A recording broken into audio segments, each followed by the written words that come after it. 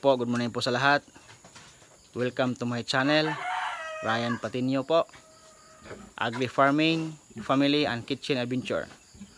So ngayon pong araw na ito ay biglaan pong nanganak yung ating inahing baboy. So ayan po, bigla pong nanganak yung ating mama pig. Pagdating ko po dito sa farm ay mayroon na pong 5 biik na lumalabas. Ayan po sila. Kasalukuyan po silang dumidede sa kanilang mama pig. Siguro ipinanganak itong mga biik na to kaninang madaling araw, nasa 3 o'clock o kaya 4 o'clock ng madaling araw. Kasi nung pumunta ako naman dito around 5 o'clock, 5:30 in the morning, ito nang nadatnan ko, may 5 nang lumabas. Yan, yung nila, yung umbilical cord ay hindi pa napuputol. Yan, nakakabit pa din sa kanilang pusod yan. So sa tingin ko parang hindi pa tumatapos, hindi pa siya tapos manganak. Siguro may lalabas pang ibang biik diyan. Aantayin lang natin. So ngayon yung 5 nakaunang lumabas ay dumididi na sa kanilang mama pig. So ayan po yung 5. Yan. Sa talaga sa pagbababoyan dapat may stay in na sa farm, nakabantay. Pero ako naman dito sa mama pig na to, kampante naman ako nito kasi kapag ito po'y manganganak, po ito, hindi po siya nangangagat ng kanyang mga biik. Mabait po ito mabait po siya nga mama pig. Kaya komportable po ako kapag ito po'y nanganganak. Ipapasok ko lang sa kanyang farrowing pen, ganyan. Pagkapasok sa kanyang farrowing pen, kampante na po ako na kapag siya manganganak kahit walang bantay ay pwede na. Hindi po katulad to sa sa isa kong inahin. Ito napaka tapang. Kapag ito po manganganak, parang may siya, may sa kanyang mga anak, parang maninibago siya muna sa kanyang mga anak bago niya ipadede. Kaya may tendency na sasakmalin niya. Kaya pag ito po nanganak na na inahin, dapat andito po ko sa farm, nakastayin talaga. Ito naman mabait din ito, hindi ito nangangagat ng biik. Kasi ito pong inahin na to ay ang kanya pong mama ay siya po ang ating mama pig na naglilibor po ngayon. Ayan. Siguro baka may lalabas pa na na mga biik. Antayin lang natin hanggang lumabas yung kanyang kabuhuan na placenta. Kasi pag yung baboy ay nanganganak, may lalabas na yan, placenta. Dalawa kasi yung matlis ng baboy, left and right. So depende kung saang placenta po siya nanggagaling. So ang bilang po na placenta, yung inuna ng baboy na lalabas ay 2, left at saka right. So far ngayon wala pa namang lumabas na inunan. So siguro may may biik pa diyan nakapila sa kanyang vaginal canal. So antayin lang natin. Yan.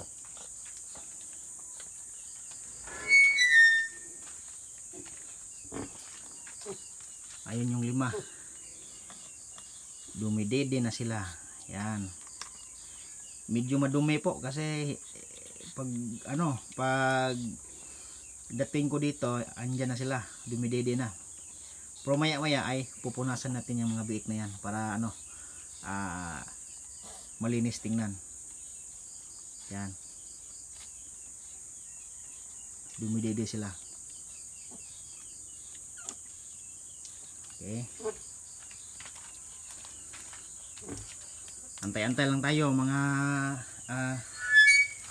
kahag. Antay-antay lang tayo mga kahag sa ibang biik na ilalabas ni Mama Pig. Ito baka yan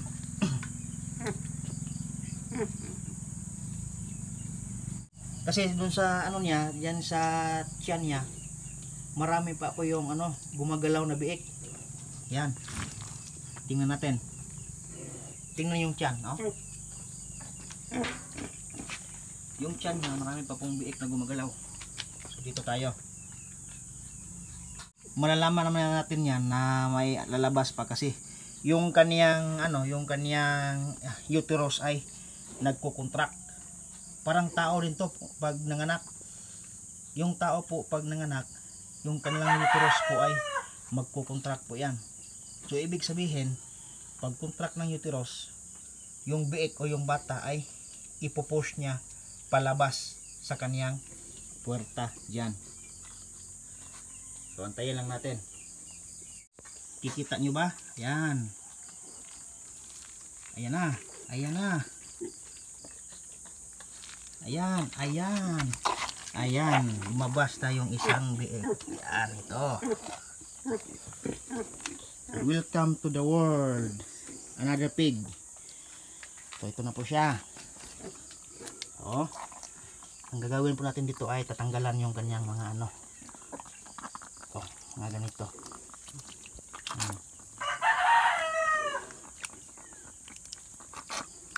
Yung mga ito po yung ano natawag na yung sa amin is yung sapot po. Another pig po, another blessing. Welcome to the world. Another piggy on the go. Hey. Yan, tumidi ka dyan.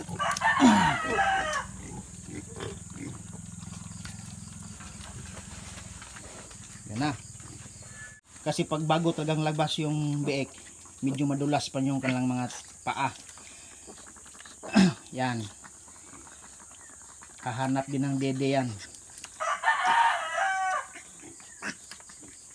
Ganito yung mapapaanak ng baboy.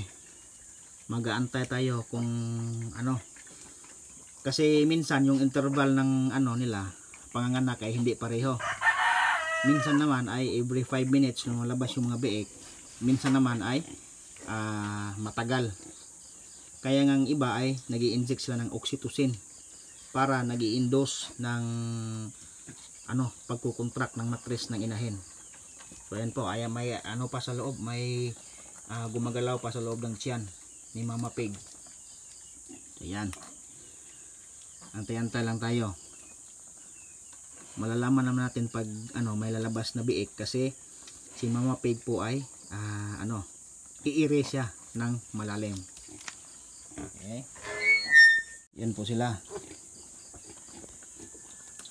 Instinct kasi po ng baboy pag ano, kahit anong hayop, tao o kaya anong ano, pag pinapanganak ay naghahanap talaga ng dede. Kasi yung ano po, yung satisfaction po nila ay oral. Kaya naghahanap po yan ng dede para po maka dede. Mas maganda yung mga biik ay dumidede sa kanilang Mama Pig habang naglilibor para yung kanyang uterus ay magkukontract. Kasi yung pagdidede ay nakapag stimulate ng uterine contraction. Katulad din ng tao, i-stimulate yung dede para mag-contract talaga yung uterus para matulak palabas yung mga biik. So ayan na po, dumidede na po yung ating mga biik. Yan po yung sabi ko nila, pagkatapos ko niyang ano, humiga, dumidede na po yan. Yung tunog po ni Mama Pig na ganyan ay nagpo-produce po yan ng gatas o yun ng milk.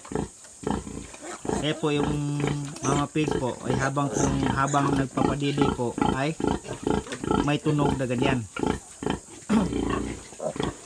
Yan po yung sign o sinyalis po na yung kanyang gatas ay ipapadidi niya sa kanyang mga biik.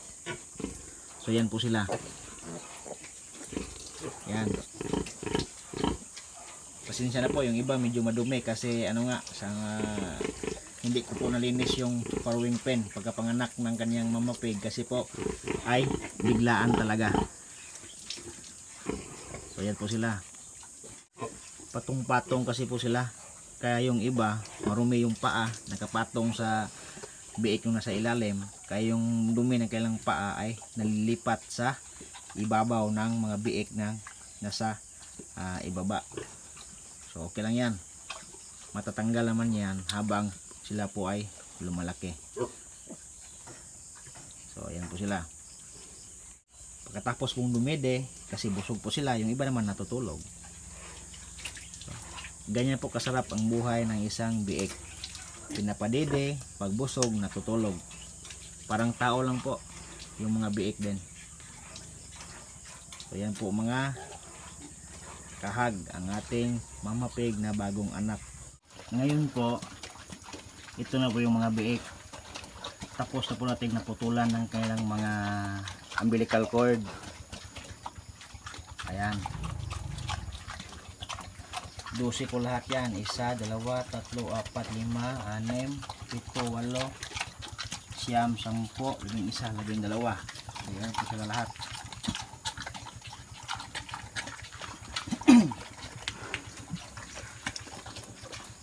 Yan, malinis na po sila. Ano lang po, disclaimer lang po na nung pagpanganak nila, medyo marumi po sila kasi hindi ko po nalinisan yung farrowing pen. Kasi nga, sabi ko, biglaan yung panganganak na kailang mama pig. Yan po si mama pig, kumakain na po. Tapos na po siya manganak, lumabas na po yung kanyang placenta, at tapos na po ng magpadede. Kaya pinakain na po natin. So yung mga biik naman po, ito na po, busog na po sila, nagpapahinga na po sila dito sa ating lamp, o itong heating lamp. Kasi yung biik kasi kailangan ng heating lamp, kasi yung temperature sa loob ng tiyan ng mama at saka dito sa labas ay magkaiba. Kaya minsan yung biik pag walang lamp ay nagchitsil sila, o yung parang nanginginig. Pero ngayon tingnan nyo, hindi sila nanginginig kasi may lamp. At saka tapos na po silang dumide sa kanilang mama pig. Yung nakuha nilang colostrum ay marami po yung antibodies. Isa po yun sa nagbibigay ng energy or heat sa katawan ng ating mga biik. So ayan po sila, medyo malinis na po. Yung iba lang medyo may dumi-dumi kasi hindi natin iwasan na umapak sila sa maruruming parte ng ating pen. And then pag dumididi naman sila ay nag-uumpugan sila, kaya yung iba medyo marumi. Pero pag dating ng araw ay matatanggal din yan. So yan po si mama pig natin. Thank you for the blessing sa 12 baby pig na inyong dinala dito sa farm. So pagpatuloy mo lang yan mama pig. Sana po sa mga buyers natin ng biik, ito na po sila, open for reservation na po sila. At sino pong gusto niyan, tamang tama po ito pang December na mga biik. Pwede itong gawing kahit anong preparation gawin ito, pwede ito. So yan po sila. Yung ating mama pig naman po, tapos na pong kumain. So pag tapos na po siyang kumain, ang ginagawa niya po ay pinapadede niya po yung kanyang mga biik.